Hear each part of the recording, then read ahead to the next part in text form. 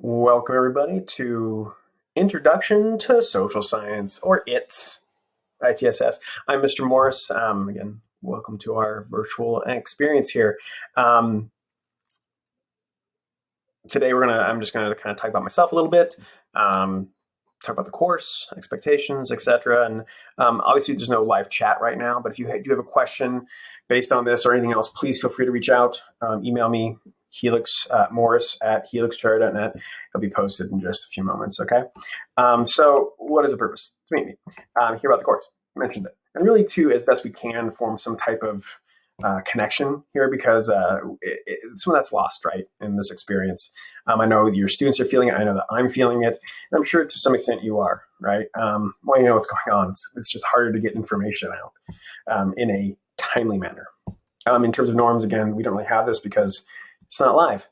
But again, feel free to email me if you have any questions. About me. I've been at Helix for roughly 16 years. I started as a Avid/Excel tutor, and then a on-site sub, remediating world history, 50s kids after school in the auditorium. It was an experience. But I just basically said yes to everything that Helix asked me to do for a couple of years, and they said, "Hey, this guy's a sucker. Hire him." Right. So this is my 14th year full time. In that time, I've taught U.S. history, I've taught world history, I've taught public speaking. I've taught ITSS in multiple iterations. I've taught earth science for a little bit, and I teach also AP human geography. I went to Santana High School, graduated and went to San Diego State, got a bachelor's in social science for single subject teaching. I've wanted to be a teacher since fifth grade. I come from a family of teachers, and I really do still laugh every day. It's a little different, obviously, in this scenario. But community can be built. We can do it. It's a little bit different, but we're doing the best we can, right? After I graduated San Diego State, obviously got my credential from San Diego State. Why leave? And then I got my master's 3 years ago now from University of San Diego, and with the focus in digital literacy and project-based learning. So this course is really project-based. All we're doing is moving it from the traditional classroom to online, and really focusing on the skills that students are going to need. And it's obvious, right, in this environment. Being able to sift through all this information, evaluate sources, do independent research, organize that information, and communicate what they've learned. And this course is only 9 weeks. I'm only with them for 9 weeks. Freshmen, you have them. You know they're fun, if not interesting, right? So there's 5 units. Those units are organized into weekly modules. The first module deals with geographic thinking about spatially, how to read maps. Because if you don't read maps often, you don't know how, right? It's a literacy skill. Then we moved on to globalization, and students created a case study specific to an element, whether it would be women or economic development or global health, for example, a great example right now, right? COVID, and the impacts that our hyperconnection has on that. This week, we're halfway through talking about population and how demography, how the population of a country can impact that country, and how governments can attempt to increase population or decrease population, etc. We're going to then move on to migration. Like, there are more people living in a foreign country today than ever before in human history. We have massive flows of humanity, right? And it's really hard to get people to move if they don't want to, and it's really hard to get people to stop if they really want to, right?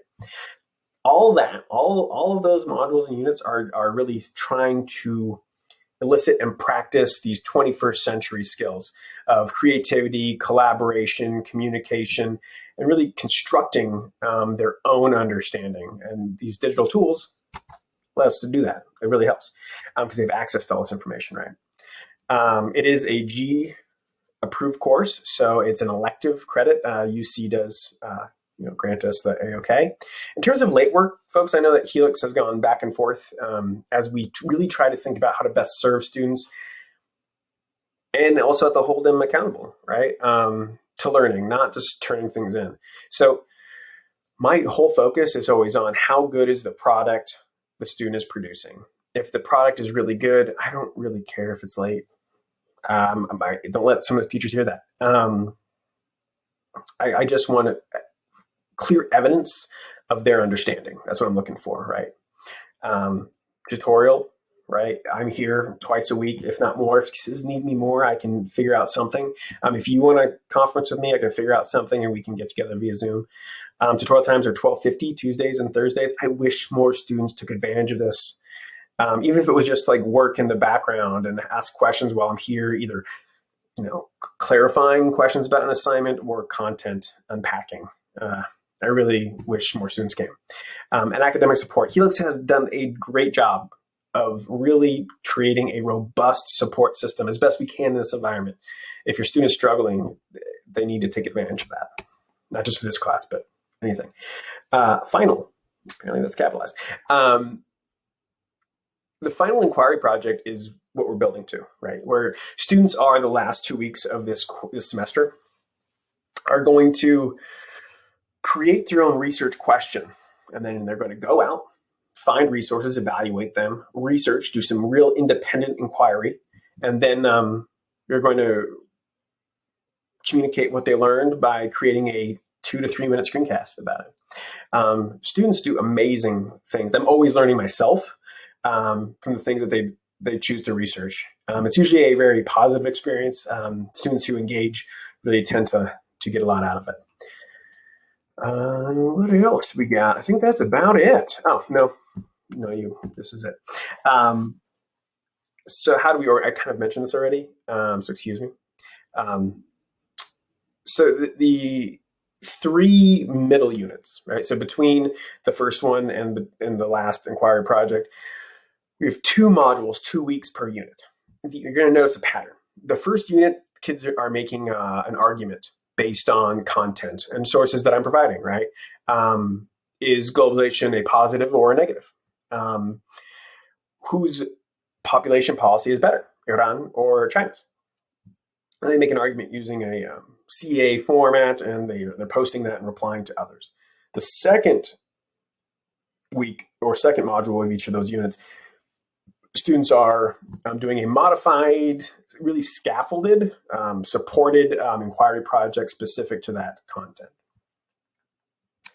In terms of how do I organize Zoom classes themselves, we do at least one of the days a map analysis in court in the Zoom, and then it's finished at home. Everything's finished at home, I guess. I don't lecture a lot. Like, I'm not going to lecture for an hour and 5 minutes.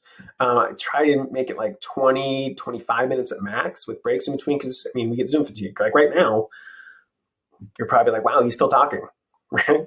Or you're doing something else, cooking dinner, whatever, right? Yeah, you're multitasking a lot of times. So our students are doing the same thing. So I try not to ramble. And then a lot of it is breakout rooms after that, where students are either working either in groups or individually, dealing with some aspect of the content for that week. Reminders, communication is done through email, like everything else.